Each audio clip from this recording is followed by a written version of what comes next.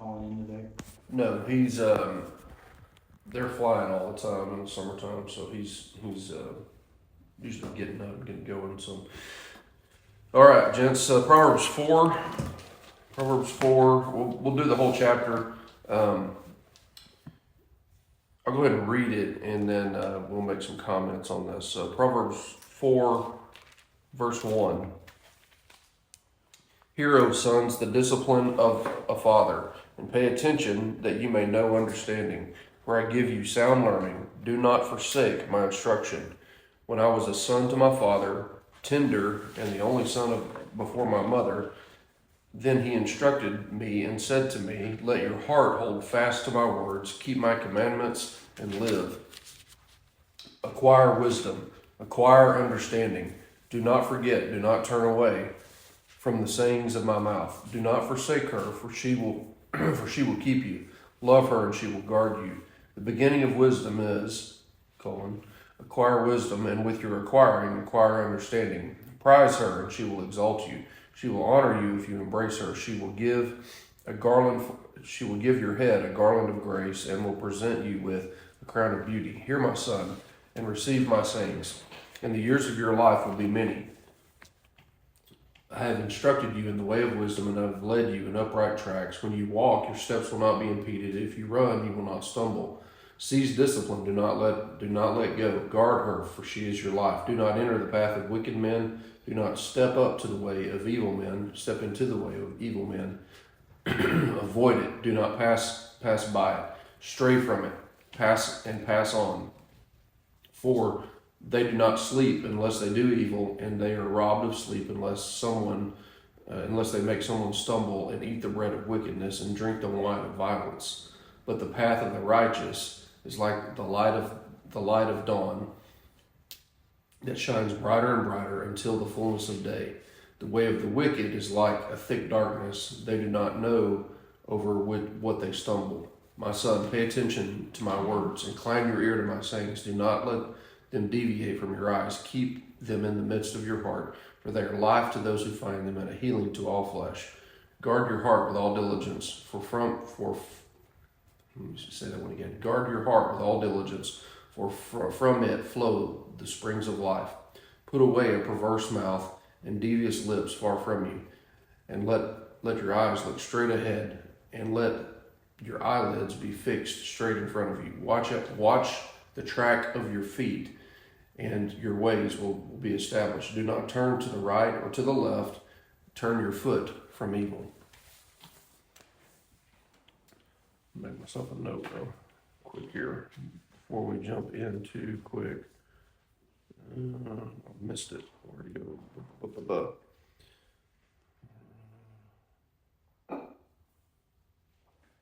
It's funny, just in passing here, I've read this, I don't know how many times. I read it multiple times this morning. I read it multiple times last night. And I grabbed there's a verse here that has to do with, and what's crazy is I still can't find it. Guard your heart. Where does it say that? 23. 23. Yeah, there it is. Yeah, okay. Yeah, okay. So I want to come back to that. So we will. Thank you, John. So Proverbs 4. The thing, when teaching through Proverbs, it's a little difficult because some of the stuff is disjointed and kind of herky-jerky. And that's not meant to be a criticism on the book as much as it is. It's not a continuous kind of thought about a particular thing. Next week, we'll get into what is, pretty much a single lesson about, what he calls the wayward woman. And so we'll talk about that next week. But today we're kind of in one of these where there's a lot of different things going on and there's different themes. And so, sometimes it's a little hard to kind of package this up in a way that it's like, okay, what can we grab onto here and this kind of thing. So this is my attempt to do that. And I started off making an outline of the book or of the chapter, and it basically kind of turned into something a little different than what I anticipated. Look with me in verse 5. He says, acquire wisdom, acquire understanding. Look down at verse 7. The beginning of wisdom is this: acquire wisdom. With all your acquiring, acquire understanding. There might be a repeated phrase there, right? So even thickheads like me can see that there's something, that the author is emphasizing there. Obviously, the word acquire or get or keep, keep is actually a different word. Do any of you have a different translation on that? Wisdom is supreme. Wisdom is supreme. What does verse 5 say? What do you got there, Bobby? Get wisdom, get understanding. Get it, yeah. And then verse 7. That's wisdom is supreme, so get wisdom. So get wisdom. And whatever else you get understanding. Okay, so it's this idea of getting something or taking hold of it. And so I want to just start with this idea, the command here, multiple commands. The command is to go after wisdom, go hard, right? Seek after her, like a man pursues a woman, right? Go after her with gusto. And obviously, the reason that you would want to do that is that it's worth the pursuit, right? It's worth any danger or cost that might be involved in that. I'm going to say it a little differently. There's an assumption built into this that if you go after something, what's going to happen? You're going to get it, right? This is kind of a take on a modern proverb for me. I had a boss that used to say, whatever you're seeking, you're going to find. Whatever you're searching for, you're going to discover. Okay. It's this idea that in life we tend to get the things that we work at, that we value, that we're going for. And this is not some goofy Oprah law of attraction crap. Okay, and I'll go on record saying that. That's not what this is. This is just the general principle that if you're looking for good, what are you going to find? Good. If you're looking for bad, you're going to find bad, right? If you're looking for trouble, that's a saying, right? I ain't looking for any trouble. If you are looking for trouble, what? You'll find it. You'll for sure find it, right? Troublemakers, that's you think about the language we use to describe certain kinds of people. A troublemaker is someone who's looking for trouble. They make trouble, right? That's part of what they do. A peacekeeper, keep the peace, right? They're searching for to keep things tranquil and make things good. And so this idea that you'll get what you're looking for, that's built into what Solomon is writing here. Acquire wisdom assumes that you can do that. Right, it's something that can be grasped. It's something that can be taken hold of. This is not some ethereal, voodoo, weirdo, spooky kind of thing. That's speaking it into existence. When we're not manifesting, we're not speaking crap into existence. We're not doing some of this charismatic nonsense, or even and some of that stuff just borders on witchcraft. Some of it actually is witchcraft, but like the idea that that you can you know what I'm talking about, this whole manifest thing. Like, it's a big thing today, like, I'm going to manifest this. I'm like, you're not God, right? That's not how that works. That being said, okay, you can get wisdom, you can create opportunities, you can go after something. And here the idea is that if you acquire it can be acquired. But if you'll remember, if you go back a couple of chapters, where's wisdom found?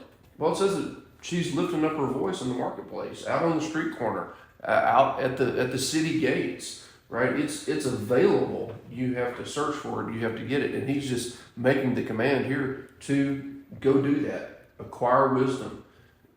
It's something worth doing. And so this idea that you're going to find whatever you're looking for, good or bad, it also, I think, built into this assumes that doesn't assume, it's the implication that we should also choose well, right? Choose well what you set your mind on. That's why I wanted to highlight verse 23. Guard your heart with all diligence, for from it flow the well springs of life. Guard your heart. Be careful what you love. He'll say later, don't love the sparkling wine in the glass. It dances and it's pretty and all that. Don't love it, right? It's seductive. Don't love it. He's going to say, don't love the wayward woman in the next chapter. Don't do it. She'll rip your soul out, right? She will take you down with the cords of death. Don't love foolishness. Don't love stupidity. Don't love immaturity is another way of saying that. In our culture, we have a culture of boys, right? Boys that can shave, all right? And just because a guy's got hair in places doesn't mean that he's mature. Wise, strong, mature men build things. Weak men tear things down. We've got there's this whole culture, and I've heard guys say stuff like this. I don't give a, I don't care. They're talking about sometimes their own possessions or their own world or their own life, and it's like, well, you fool, you idiot, right? You love death is what you're saying. Be careful. Be careful what you love. We're out here in the oil field, and sometimes guys get sucked into, the money game and, what I call, it's just the swinging dick contest is what it is, the truck, the gun, the house, whatever, right? You fill in the blank, right? It's always something else. Be careful what you love, because you'll get what you're looking for, okay? You'll figure out a way to justify that purchase. You'll figure out a way to justify doing that thing, right? One way or another. So he says, acquire wisdom. And so I would say that means that we should choose well. The object of our affections, guard your heart, and choose well on the front end. I think it would be worthwhile to not just be kind of cognizant of this truth, but to really put feet to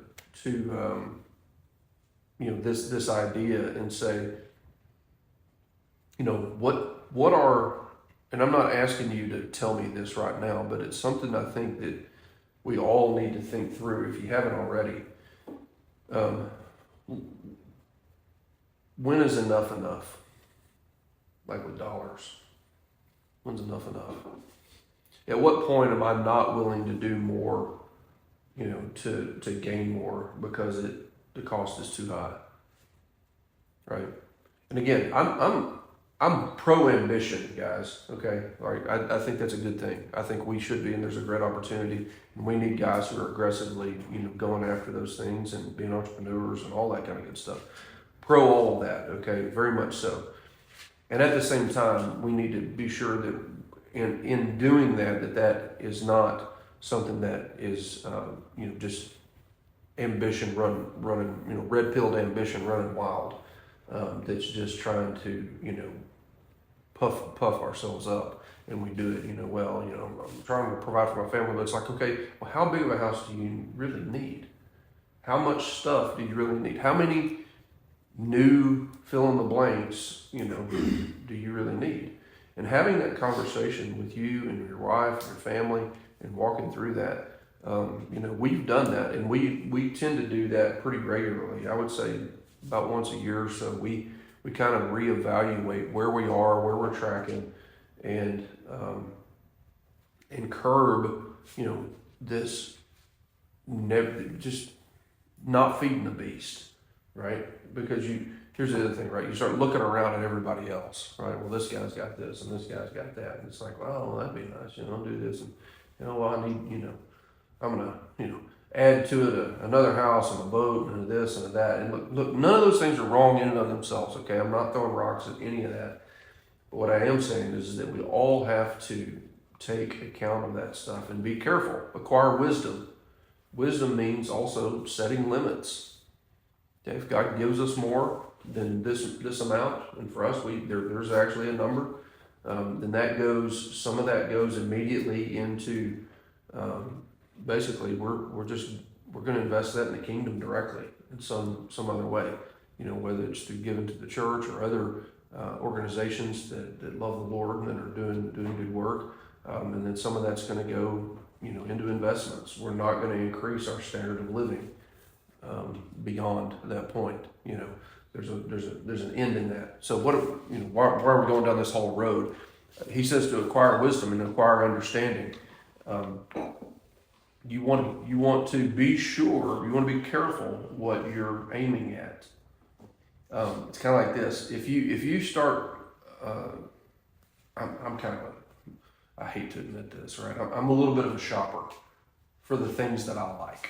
Okay, I want a deal. Always want a deal, right? I'm not paying full price, right? I'm gonna scour the earth. I will wait for a long time. Like I can give you a list. Like I keep a list of things. It's like next time those LaRue uppers go on sale, John, I'm buying one, right? It's like I kick myself for not doing that, right? It was the deal of the years. Things are basically half off and they're really expensive. There's a handful of things that are that way. And I'm kind of a shopper. But what's funny is that, if you start shopping for something, what are you going to do? You'll find it. You're going to buy it. You're going to end up buying something, And again, I'm spending a lot of time talking about kind of this material stuff and things like that. But it really is like I know that if I look at all those emails coming into my inbox that have guns for sale, you know what I'm going to end up doing? Buying something that I don't need. Just wasting money on something that I don't need or don't even necessarily want. I didn't know I wanted that. I didn't know they had that. Wow, look at that. That's awesome, right? So what do? Delete, right? Don't even open it. Just delete it, okay? So acquire wisdom. The idea is you'll get what you're looking for. Pursue wisdom. Let that be the thing. So let's get into that. Of course, the writer assumes that wisdom is more valuable than anything else. I'll remind you of last week's 3:14 through 18. He said that wisdom is more valuable than gold, more valuable than silver. If you have to pick between the two, get wisdom. And so he's saying, go after wisdom, go hard. I'll remind you also that the beginning of wisdom is what? What's the beginning of wisdom? What's the starting point? Fear of the Lord. Fear of the Lord, right? That's the beginning. The beginning is the fear of the Lord. So you gotta get your heart right. If you can't just be, I think about guys who probably have some wisdom about how the world works. Guys that social media influencers and stuff like that. But what's lacking from a lot of these guys is really the fear of the Lord. There's no. They're not starting from a Christian standpoint, So whoever you follow, whatever you're into, there's a ton of podcasts and a ton of stuff out there today that there may be some wisdom in, but remember the fear of the Lord is the beginning of wisdom. That's the starting place. And then I'll remind you here in verse 7, it says the beginning of wisdom is to acquire wisdom. Now that seems redundant, right? But it's kind of like this. If you want to learn. The first lesson that you have to learn is that you need to be a learner, right? Is that I have to assume a posture of teachability. I'm going to say that again. There's a lot of guys running around that think that they've got it all figured out. And they have this intuitive personality, and they're these blowhards, and they huff, and, everything's stupid, Acquire wisdom. The beginning of wisdom is recognizing that you need it and you don't know it all. You don't have it figured out. Okay? I need an outside influence. And I need to be careful which outside influence I pick, right? That's really important. The fear of the Lord's beginning. But the beginning of wisdom is to realize that you need wisdom. It's kind of like that, the 12-step program, right? What's the first step? Admitting you have a problem, right? I have a problem. I've looked in the mirror and the problem is me, right? That's kind of the deal here. So what's the beginning of wisdom? Well, according to verse 7, it's recognizing that I have a need for it, that I am deficient. There's something not right and I need something outside to get in me. And so that's the idea here. Notice verse 13, he says, seize discipline. Do not let it go. Guard her, for she is your life. Seize discipline. We're probably all familiar with, seize the day. To seize something, not let it go. What's he talking about? Capture it. I think of a bear hug, right? I got this thing, man. In fact, I may get all fours involved, right? I may do the full body wrap, like I'm not letting this thing go. I mean, like jiu-jitsu, it's one of those things that that's one of the major mechanisms of jiu-jitsu, is basically attaching your body to this other person and wearing them down. You're going to give me what I want, and you're going to make them submit. That's the idea here. So, verse 13: seize discipline. Don't let it go. Do not let go.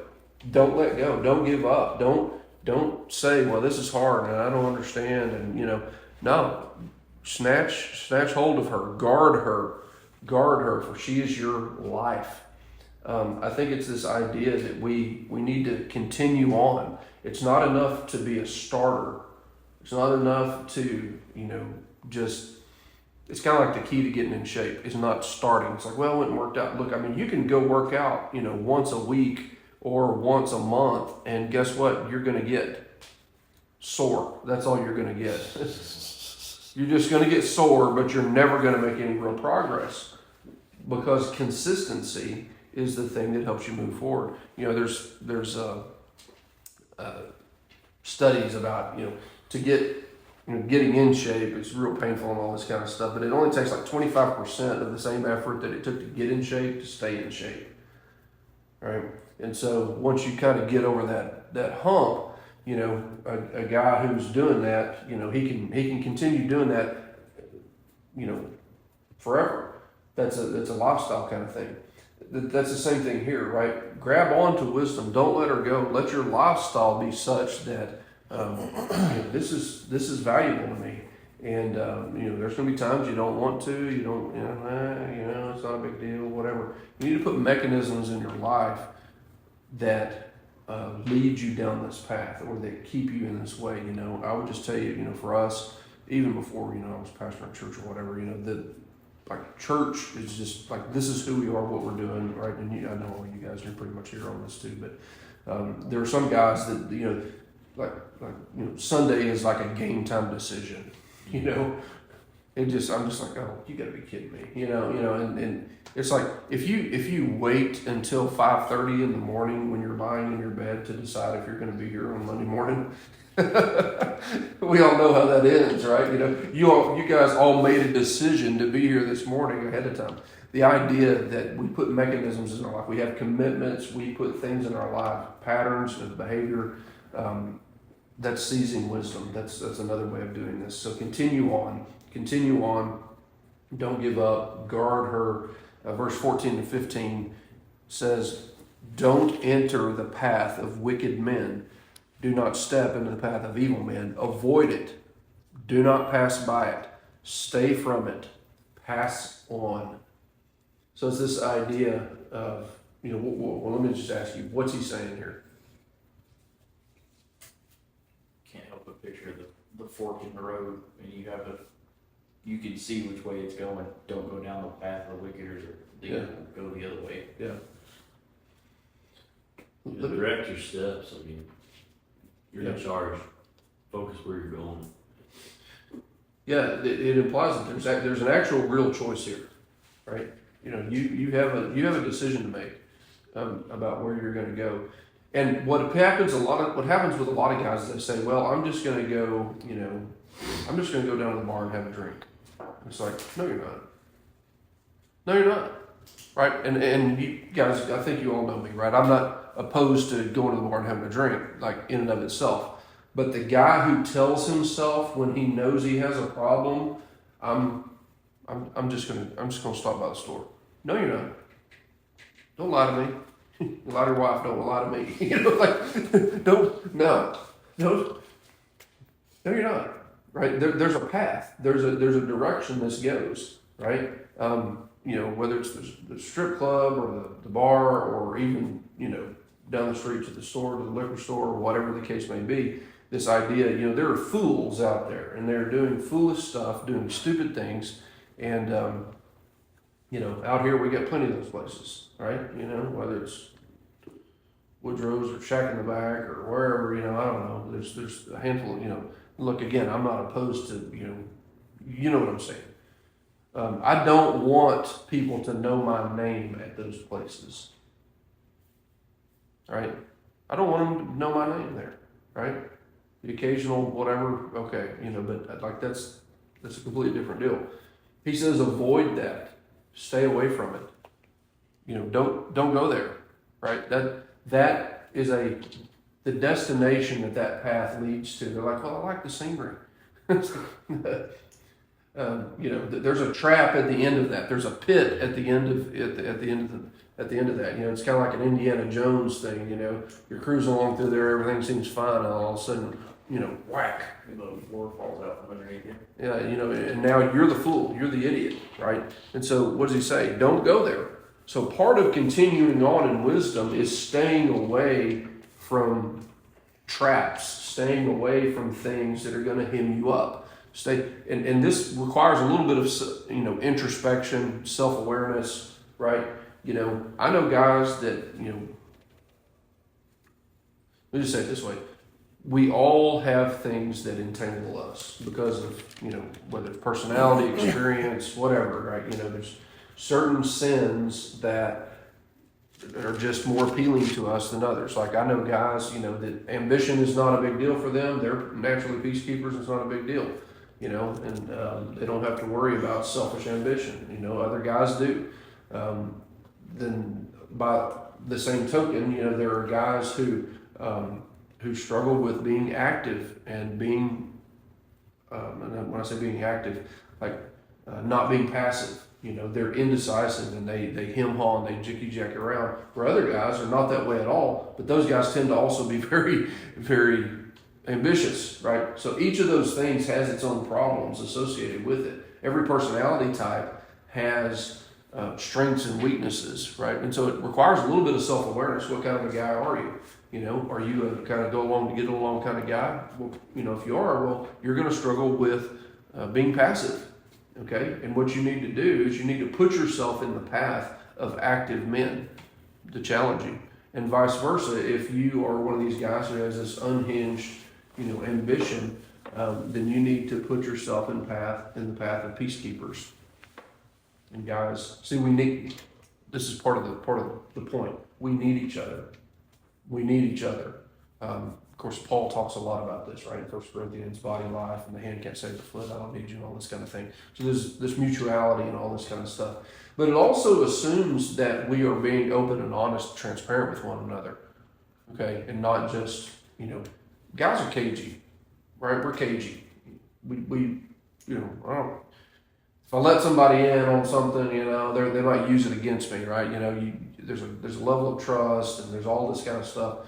And so what I'm getting at here with this is just when he says avoid these things, there's some things that I think we all recognize are bad places to go. Don't walk down the red light district, that kind of thing. That's probably a bad idea. But more than that, all right, for those of us, okay, maybe you're not doing that, but you need to put yourself in the path of men that are going to stay away from idiots. Stay away from guys. I'll just tell you my own personal struggle with some of this. I do have high ambition. I do want to go do things, but I have to be careful that I don't get locked up with some of these guys that they are just nonstop, no holds barred.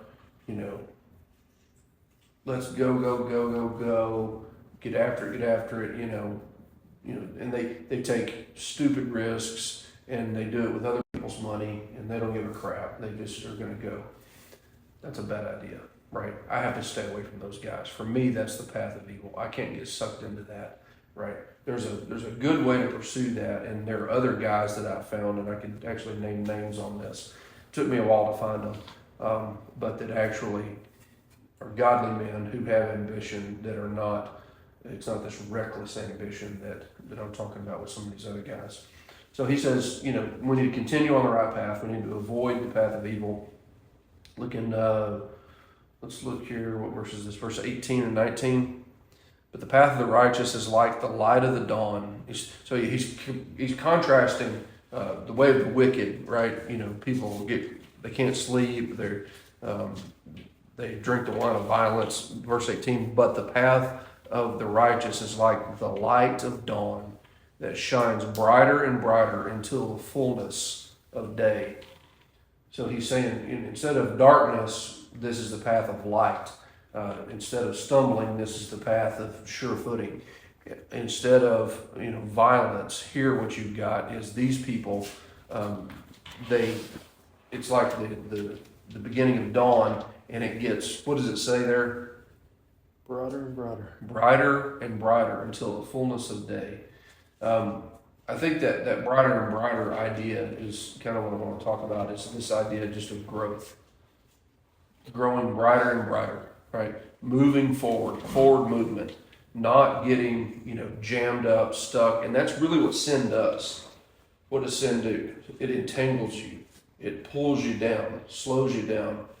Hebrews says that about sin. It's this thing that keeps us from running the race with endurance, right? We can't move forward because we're too busy messed up with sin. I know guys that have talked about, through all the regret that they've had, like, man, I wish I had all the time and the money and the effort that I spent on fill in the blank, right? And it's like, there's all this regret. Well, the guy who's wise, what is he doing? He's growing. He's moving forward. He's not living on yesterday's victories. That's a big piece of this too, right? I love to tell people, that what I used to lift and what I used to run and what I used to, and it's like, yeah, but you're fat, Cody. It's like, it doesn't matter what you used to do, right? That doesn't matter anymore, right? This is not the glory days. What matters is what you're doing right now. And what path are you on right now? How are you moving forward right now? You can't live on yesterday's victories. We've got to continue to grow to move forward. Verse 21. So he says, verse 20, my son, pay attention to my words, incline your ear to my sayings. Do not let them deviate from your eyes. Keep them in the midst of your heart. Look down at verse 25. Let your eyes look where? Forward. Anybody else got another translation here? Verse 25, let your eyes look directly ahead. I love this. Even let your eyelids be fixed. I'm not sure what that means. Straight in front of you. Watch the track of your feet, and all your ways will be established. Verse 27, I've quoted this to my kids innumerable times. Do not turn to the right or to the left. When I tell you to do something, I don't mean in 5 minutes, 3 seconds. I mean right now, and don't, deviate from that path. Okay? Don't turn to the right or the left. What do we call this phenomenon of let your eyes stay straight ahead, don't go to the right or the left? What do we call that? Focus. It's called focus, right? That's choosing to ignore a whole bunch of other stuff because something more valuable is there, right? I don't know if you guys have had this experience of dove hunting out in the field. I have learned that no matter how many doves are flying, when I shoot one, where it goes down, I do not take my eyes off that spot. If I do, I will never, ever find that bird. That bird is gone. It's kind of like golf, Yeah. Watch it till it stops rolling and then maybe a beacon. Walk straight towards that, right? It's easier to find your ball when you're walking versus a cart, right? Yeah. Focus right at it. Yeah, that's exactly what it is, right? So once you find wisdom, right, this is the idea. It's the same thing. I don't care about all this other stuff. Well, there's all this other thing. No. I don't care about any of that. None of that stuff matters, right? This is straight ahead. We put blinders on horses for this reason, right? There ain't nothing. There's nothing to see over here, right? Nothing to see. right? Move along, nothing to see. Yeah, just keep going forward, keep moving forward. That's the idea here. And this is what happens though, is that guys over time they think, oh, I'm okay, and I can let off the gas a little bit. I can slow down a little bit. That's not how it works. This idea, let me say it a little stronger. This idea even of the maintenance mentality, right? I'm just gonna maintain stuff. And there are certainly, maintenance things that we all have to do. And if you don't do that, then you're gonna be, if you don't maintain your equipment, what's gonna happen? It's gonna quit running. It's gonna burn up. Yeah, if you don't change your oil on a long enough time frame, your engine's gonna quit running, right? And if you don't grease the joints, at some point that thing's gonna quit moving, right? All of that is true, but that's not what I'm talking about. Because what we call preventative maintenance is actually active. That's actually something that's, you're intentionally doing and going after. What I'm talking about here is this idea that, well, I'm good. Things are good and I'm just going to relax. No.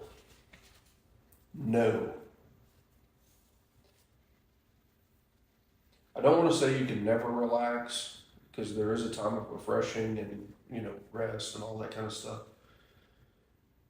But you catch a breather and then you stomp on the freaking gas again. Okay? You get a breather and then you get back in the fray. Right? Forward movement, straight ahead, downhill. That's what he talks about here with, let's see if I can find it. I wrote it down. The idea of being able to run downhill. Oh, here we go. Verse 12. When you walk, he's talking about, you're going with wisdom. When you walk, your steps will not be impeded. And if you run, you will not stumble. So once you've identified the path that you need to be on, you need to step on the gas, right? Don't tiptoe around about this, right? This is freaking, Earl Campbell running over people, getting after it, clear sight and mind kind of stuff. There are guys that what they want to do is they want to not only live on yesterday's victories, but they want to over celebrate little stuff. This drives me nuts. All right. Well, I'm trying not to, cuss as much or something. I'm like, well, damn it, get it. There's bigger fish to fry, man. Like, what are we talking about here? Like, what are you doing? Like, quit, cheating on your wife. Quit stealing from your company. That would be a good start. Let's start there, not with your language. Let's stop with you being an addict, or whatever, right? Like so this idea, wisdom, you step on the gas, you go, get after it. Again, take a breather, do what you need to do or whatever, but do things that refresh you. Don't revert back into sin. That stuff's going to kill you, But pursuing wisdom factors in the need for rest and all that kind of stuff, because, you're growing, you're moving forward. That's the thing. And a lot of this is very comparable to like working out or something like that. You hit it hard in the gym, you go hard, right? You get in there and push till you can't push anymore. Guess what? You'll sleep great. When you're exhausted, you'll sleep great. And then what do? You get up the next morning and you go again, right? And what happens over time, you get stronger and you get better. And so this idea that you can kind of temper or tiptoe into this. No, this is a lifestyle that he is calling his son to. You need to get after it here and do this. Stay focused. Don't lose sight of what matters. Right? That's what we were actually talking about here. Don't let them, talking about the way of wisdom, deviate from your eyes. Just keep your eyes focused on that. But here's what I want to do. I know we've talked pretty practically about some of this stuff, but I want to mention just a few other things that are also in the book of Proverbs that we'll get to a little more later, but I wanted to go ahead and mention some of these now. If you're going to acquire wisdom, how do you do that? Real practically, how do you get wisdom? Read your Bible. Go to the source of wisdom. Yeah. Let me say it a little stronger because yes, Bobby, but you got guys that don't even know how to read. We have a functionally illiterate society these days. Most people were never really taught to read, me included. Okay, right? I have struggled for years trying to get where my reading comprehension and speed is anything better than what my wife's was when she was like in 5th grade or something. She's a reader. I'm not. I never have been. I just had to read a scoreboard. That's all that mattered. And it's been a slugfest. And but I am happy to report that now it's a lot better than it ever has been because I've been working on this for 30 years, right? That's the thing. We want like these quick hit, immediate things. And there are some things that you can get, but it may be that you have to completely reorient everything that you know. And I still use all kinds of tools. Like I've got this Speechify app. If I can get an Audible book, I'm listening and reading with a pencil all at the same time. Why do I have to do that? My son doesn't have to do that. My wife doesn't have to do that. I have to do that, right? Because I've got ping pong brain, right? Ping, ping, ping, pong, ping, ping, ping. Oh, what about that? Here we go. And by the way, one of the things that you'll learn if you're going to do that, if that's kind of your personality, read faster. Read faster. Try it. Read a lot faster. Read 4 times as fast. And if you have to go back and read it 5 more times after the fact, that's fine. But, I bet your comprehension level will go up. It almost always does. Because what's happening is that your brain moves faster than your eyes and you're getting bored. And so you're thinking about something else. J. Mortimer Adler wrote a book called How to Read a Book, which is kind of goofy, but that's basically what he says. Okay. So yes, if you want to get wisdom, you got to go to the source of wisdom. Read the scriptures. But some of us have to learn how to freaking read, right? And develop the discipline of that, right? Here's the thing. We believe in what's called the perspicuity scripture. It's just this idea that the average guy with the Spirit of God in him can read the scriptures and understand it. And I still hold that to be true. However, when you understand some things about like scripture has different genres, it's spelled like genre, pronounced genre. That just means there's different types of literature. Like prose narrative is like the telling of a story in everyday language. That's like what the Gospels and Acts is. That's different than what Paul is doing in the epistles. That's epistolary literature where he's teaching specific lessons, trying to convince them in an argument kind of fashion, or admonishing them or commanding them directly to do something, which is different than what Proverbs is. Proverbs is part of wisdom literature, which is ancient Hebrew poetry that uses parallelism and all this kind of stuff. Okay? Those are all informational pieces that have to be acquired or that will help you if you acquire them in this thing. Now, I'll just tell you, the average guy shows up off the farm, I love the Lord, and I'm going to start reading the Bible, Can he understand some things? Yes. Will God use that? Yes. Will it be a whole lot more rich if he understands that, when Isaiah lived and who he was and who he was writing to and the purpose for all that? Yes. Right? And so if you want to acquire wisdom, here's the thing. It's not one of those things. It is a deep mind. So you got to get to digging. The gold is deep under the ground. Right? If it was out there in the open, everybody had it. You say, well, Cody, I thought you just said that it is out in the open. It's out in the marketplace and stuff like that. Yes. But even those guys that are out there, and you go talk to them, if you ask them questions, what are they going to do? Well, they're probably going to feel you out for a little while, right? Get to know you, right? And you got to start mining that relationship, right? You got to start digging that relationship, building that relationship, because that's the other place that you get wisdom, right? Of course, straight from the scriptures. It's a great place, the best place. right? Another place is from people who have already been shaped by the scriptures, right? Who have wisdom. You go to those men, you go to the elders, you go to the men at the gates who are the rulers, the elders of the city. You go to those guys and you attach yourself to those. Let me say it a little stronger.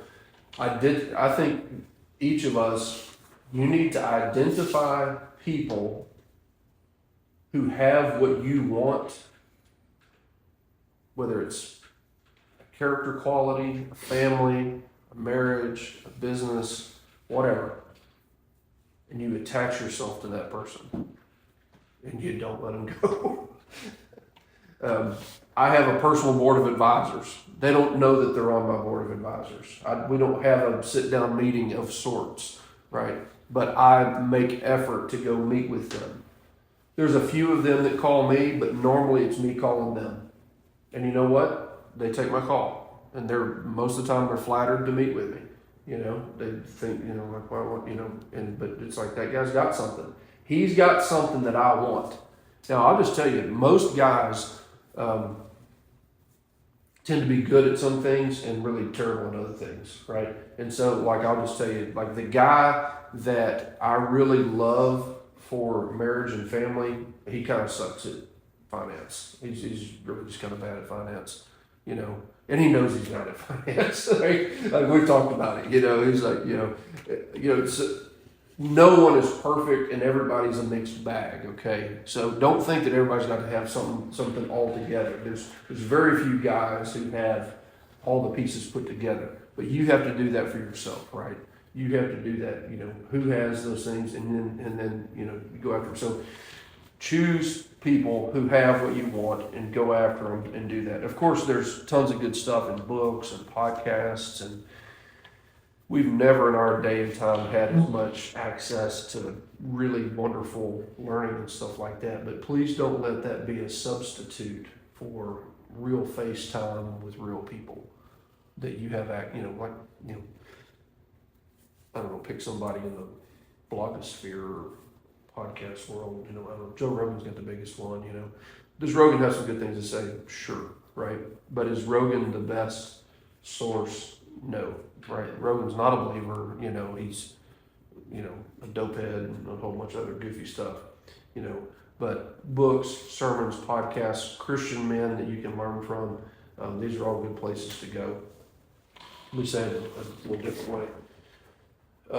The company that you keep determines the outcome of your life. The company you keep determines the outcome of your life. The quality of the friends that you choose will greatly determine how well of a life that you live. We try to communicate this with our kids. Your friends don't choose you, you choose your friends. Your friends don't choose you, you choose your friends. And I try to give my kids a grid for how to evaluate who to pick as a friend. People with similar values. What are our values?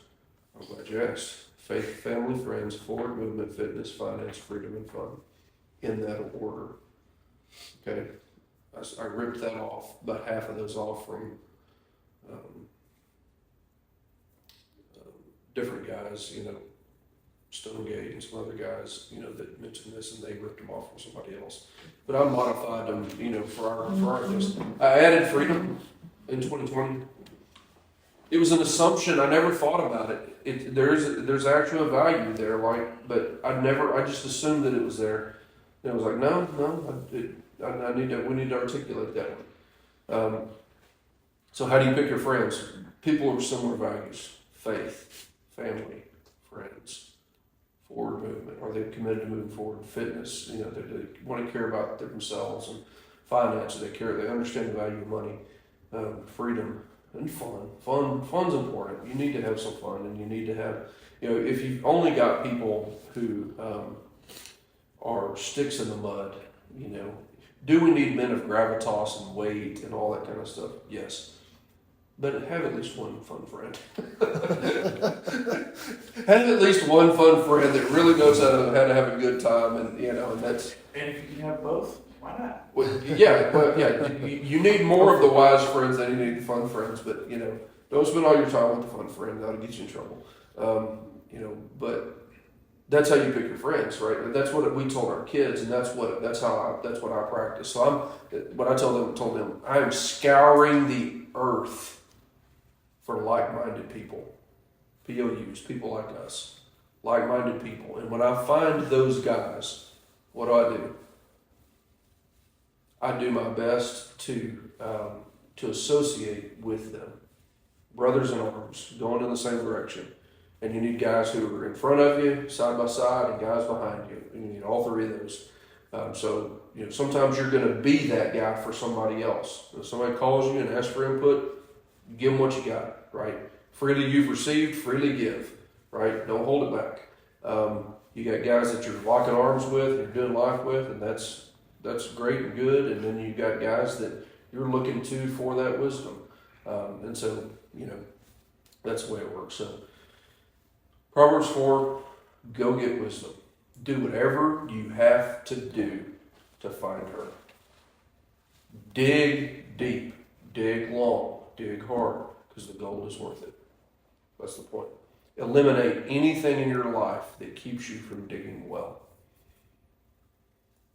If it slows you down, if it hampers you, if it's a besetting sin, get rid of it. Get rid of it. It's not worth it. Okay? It's holding you back. Run the race with endurance, Paul would say, as a partaker of the gospel. Don't grab the short-handed shovel. Don't grab the short-handed shovel. You saying get a bigger lever, or is that what? Yeah. Yes. Smaller shovel, smaller hole. Yeah. Lord, help us to do that well. Help us to walk with you faithfully. Thank you for our time and for teaching in today. We pray in Jesus' name. Amen. Amen. Yeah.